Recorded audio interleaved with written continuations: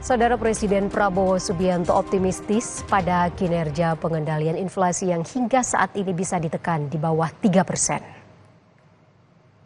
Hal tersebut disampaikan Presiden Prabowo Subianto dalam rapat koordinasi pengendalian inflasi daerah di Kementerian Dalam Negeri Senin siang. Dalam rakor ini, Presiden meminta mekanisme koordinasi yang dilakukan pemerintah pusat dan daerah untuk memantau dan mengendalikan inflasi dilanjutkan.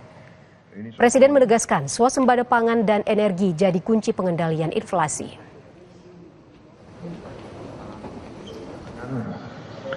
Swasembada energi kunci pengendalian inflasi. Terobosan semacam ini juga sesuatu yang sangat bermanfaat. Inflasi terkendali, kita jaga terus, ya. Tapi kuncinya nanti adalah produksi. Ya.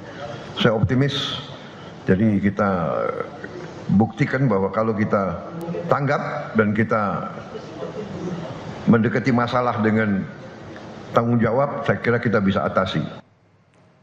Pemerintah saat ini masih membahas paket kebijakan ekonomi yang di dalamnya juga mengatur kenaikan PPN 12%. Menko Perekonomian Erlangga Hartarto menyebut kenaikan PPN 12% akan diatur dalam peraturan Menteri Keuangan.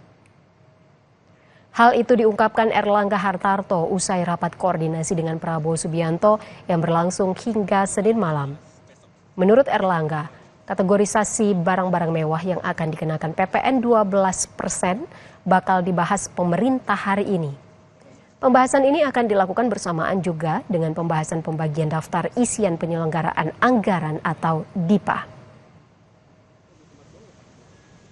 Besok kan ada pembagian. Apa Pak? Ya, itu nanti di Menteri Keuangan. Untuk instrumen hukumnya apa Pak nanti Pak yang 12% hanya menyasar pada barang mewah Pak? Nanti kita bahas. Ya, terima kasih. Peraturan Menteri atau PMK atau PP Pak? PMK.